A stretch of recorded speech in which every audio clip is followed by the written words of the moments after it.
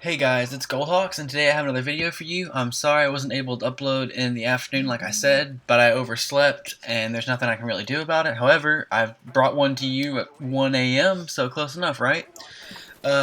Real quick, I just want to talk about the video and let you know that I went back to Black Ops 1 just because I want something refreshing. It's pretty good gameplay on jungle, ground war, and that's all I'm going to say about it because this game is like 4 or 5 years old and there's really nothing else to say about it. Like I told you before, I want this channel to mostly be about my life and just the funny, awkward experiences I've had, and yeah, let's jump right into it. So today's story happened back in October. I was a freshman at the University of Tennessee, and I'm majoring in nuclear engineering.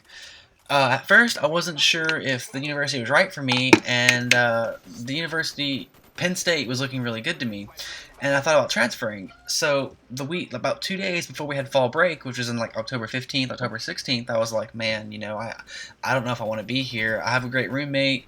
I really, really like my friends, but I just don't know if this is the right university for me.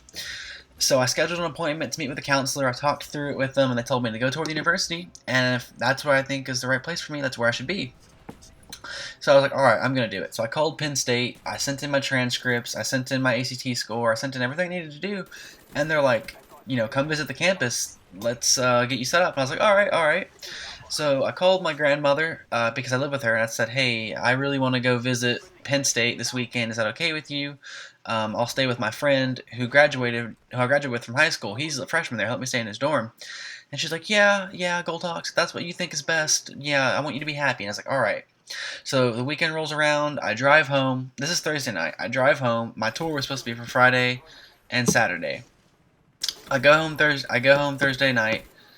Friday morning rolls around, and I get in the car and I drive. And at this point, my grandma believes that I'm going to be staying with a friend.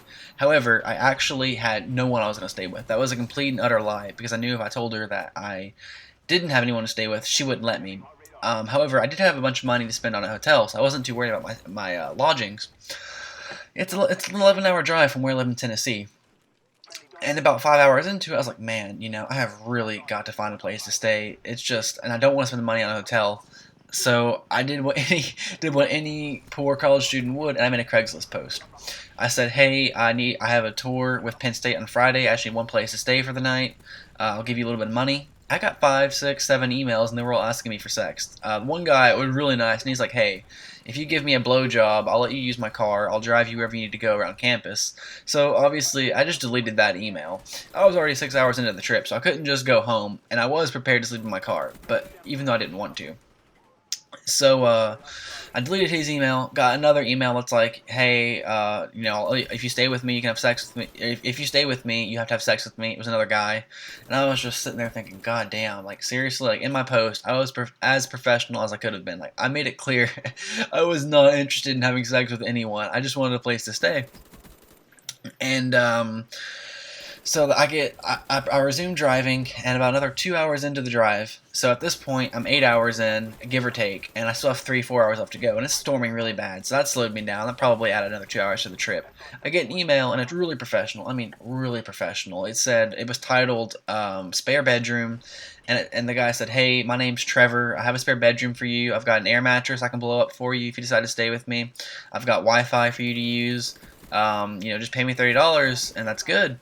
And I sat there. I was like, man, he didn't ask me for sex. He explained his dream to me. I was like, man, this is as good as it's gonna get. I have to accept. So I was like, yeah, okay, sounds perfect. And he's like, all right, sounds good. So fast forward 2 hours, I get to Pennsylvania. It's like midnight, storming really bad. And I get to his house, and I knock on the door, and he opens it. And this guy, he looks kind of normal, not going to lie to you. He was like 22, 23. He was wearing a wife beater, but this motherfucker had more chest hair than I could explain to you. He wasn't even Indian, that's the weird part, or Hispanic. He was white, that was it. But he had a mound of chest hair. I couldn't stop but stare at it.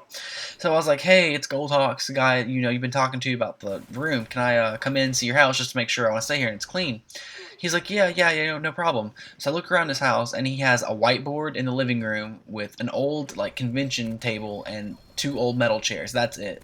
And I was like, well, that's not too bad. I was like, when'd you move in? He's like, oh, about a week ago. And I was like, I thought to myself, that's kind of strange, but I really can't complain. So I was like, oh, okay, can I see the bedroom I'll be staying in? He's like, yeah. So I go and look, and it's an air mattress. It had sheets on it. He said they were clean. I believed him. He seemed like a genuine guy. And I was like, well, this is great. So I sat down, talked to him for like a little bit, maybe 30, 40 minutes in the living room. I was like, I'm going to go to bed, man. I've got my tour at like 8 a.m. I need to get to sleep. He's like, yeah, no problem. But first he's like, do you want to go to a kegger? I'm about to go with my old fraternity. After I was in a fraternity before I graduated, they invited me to a kegger. It's Tron weekend. Everyone's about to leave to go raise money, but do you want to go? And I thought about it, and I was like, nah. I appreciate the offer though. And he's like, all right, well, see you later. So I went to bed. I went to the room. I locked it because I don't trust people. Like I've never met him before. He seems nice, but whatever. And at first, like, he came back to me, he knocked on the door. I was like, "Hey, do you want some water?" And I was like, "Is it bottled water?" He's like, "No." I'm like, "No thanks. No thanks." And to make a long story short, I was sitting there and I looked around the room and I saw a folding chair. I jammed it against the door just to make sure he couldn't come in.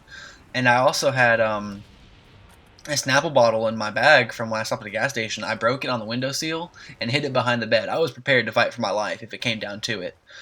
And luckily, at about 3 a.m., outside of like two guys being loud at a party next door, it's pretty good. I slept right through, woke up at like 6:30, showered, left for the college like 7:30, went and toured the campus, fell in love with it. However, I couldn't justify switching there because of the loans I'd have to take out since I'm on full scholarships at UTK. And I just went home, and honestly, that had completed my little bit of soul searching. So I'm really happy, and thinking about that adventure, I'm so glad I had it because I don't know if we can say that. But anyway, my name's Goldhawks. Come back tomorrow. I'll have another Craigslist story for you, and peace out. Have a great night, guys.